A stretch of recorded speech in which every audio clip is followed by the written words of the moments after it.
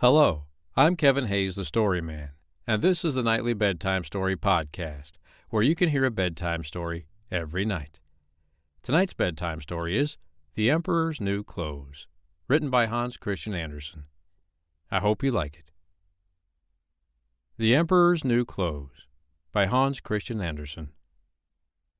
Many, many years ago lived an emperor who thought so much of new clothes that he spent all his money in order to obtain them.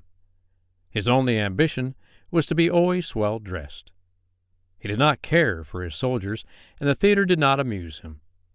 The only thing, in fact, he thought anything of was to drive out and show a new set of clothes. He had a coat for every hour of the day, and as one would say of a king, he is in his cabinet. So one could say of him, the emperor is in his dressing room. The great city where he resided was very gay. Every day many strangers from all parts of the globe arrived. One day 2 swindlers came to this city. They made people believe that they were weavers, and declared they could manufacture the finest cloth to be imagined. Their colors and patterns, they said, were not only exceptionally beautiful, but the clothes made of their material possessed the wonderful quality of being invisible to any man who was unfit for his office or unpardonably stupid. "That must be wonderful cloth," thought the emperor. "If I were to be dressed in a suit made of this cloth, I should be able to find out which men in my empire were unfit for their places, and I could distinguish the clever from the stupid. I must have this cloth woven for me without delay." And he gave a large sum of money to the swindlers, in advance, that they should set to work without any loss of time. They set up 2 looms, and pretended to be very hard at work, but they did nothing whatever on the looms. They asked for the finest silk and the most precious gold cloth. All they got they did away with, and worked at the empty looms till late at night. "I should very much like to know how they are getting on with the cloth," thought the emperor, but he felt rather uneasy when he remembered that he who was not fit for his office could not see it. Personally, he was of opinion that he had nothing to fear, yet he thought it advisable to send somebody else first to see how matters stood. Everybody in the town knew what a remarkable quality the stuff possessed, and all were anxious to see how bad or stupid their neighbors were. "I shall send my honest old minister to the weavers," thought the emperor. "He can judge best how the stuff looks, for he is intelligent, and nobody understands his office better than he." The good old minister went into the room where the swindlers sat before the empty looms. "Heaven preserve us!" he thought, and opened his eyes wide. "I cannot see anything at all." But he did not say so. Both swindlers requested him to come near, and asked him if he did not admire the exquisite pattern and the beautiful colors, pointing to the empty looms. The poor old minister tried his very best, but he could see nothing, for there was nothing to be seen. "Oh dear," he thought, "can I be so stupid? I should never have thought so, and nobody must know it. Is it possible that I am not fit for my office? No, no, I cannot say that I was unable to see the cloth." "Now, have you got nothing to say?" said one of the swindlers, while he pretended to be busily weaving. "Oh, it is very pretty, exceedingly beautiful," replied the old minister, looking through his glasses. "What a beautiful pattern!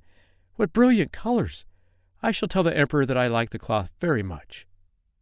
"We are pleased to hear that," said the 2 weavers, and described to him the colors and explained the curious pattern.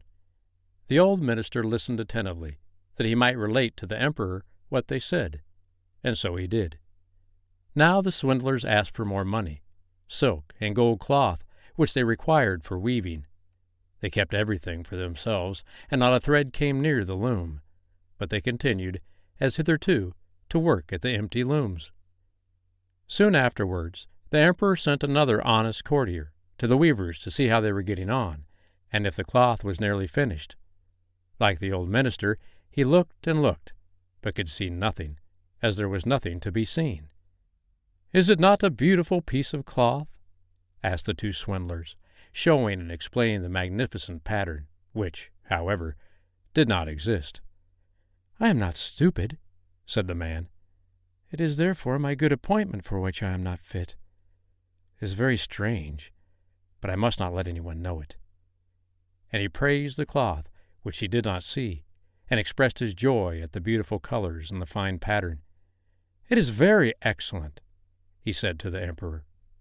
Everybody in the whole town talked about the precious cloth.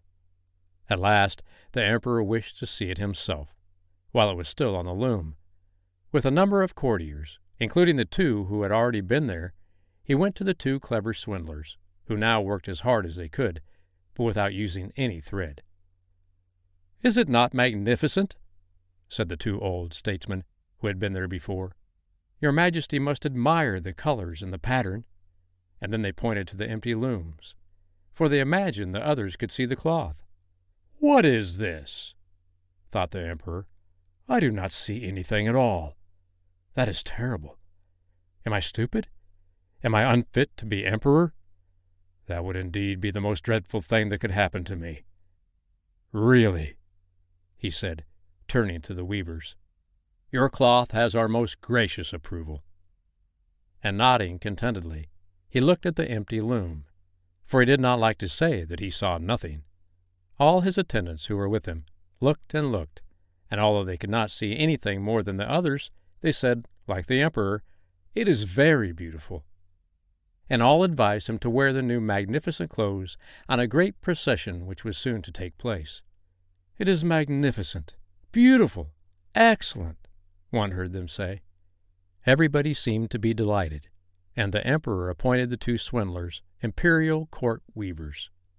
The whole night previous to the day on which the procession was to take place, the swindlers pretended to work, and burned more than 16 candles. People should see that they were busy to finish the emperor's new suit. They pretended to take the cloth from the loom, and worked about in the air with big scissors, and sewed with needles without thread, and said at last, "The emperor's new suit is ready now." The emperor and all his barons then came to the hall. The swindlers held their arms up as if they held something in their hands and said, "These are the trousers, this is the coat, and here is the cloak," and so on. They are all as light as a cobweb, and one must feel as if one had nothing at all upon the body. But that is just the beauty of them. "Indeed," said all the courtiers. But they could not see anything, for there was nothing to be seen. "Does it please your Majesty now to graciously undress," said the swindlers, "that we may assist your Majesty in putting on the new set before the large looking-glass?"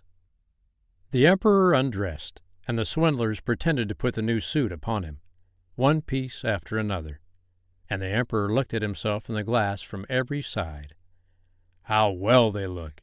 How well they fit!" said all. "What a beautiful pattern! What fine colors! That is a magnificent suit of clothes." The masters of the ceremonies announced that the bearers of the canopy, which was to be carried in the procession, were ready. "I am ready," said the emperor. "Does not my suit fit me marvelously?" Then he turned once more to the looking-glass, that people should think he admired his garments.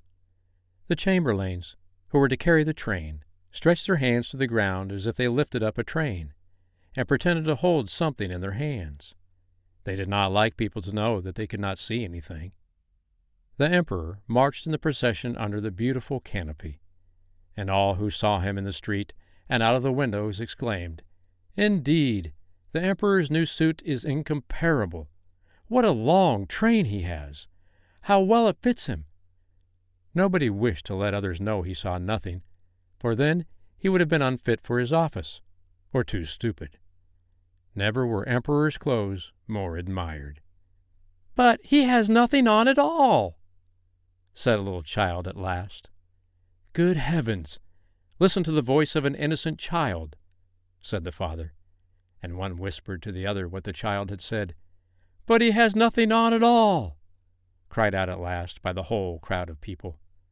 That made a deep impression upon the emperor, for it seemed to him that they were right. But he thought to himself, "Now I must bear up to the end."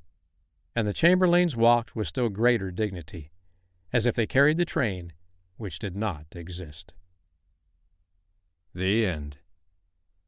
I hope you liked tonight's bedtime story, The Emperor's New Clothes, written by Hans Christian Andersen. Don't forget to subscribe to the podcast so you can listen to a free bedtime story every night. I'm Kevin Hayes, the Story Man. I'll be here tomorrow night to read you another bedtime story. But for tonight, good night.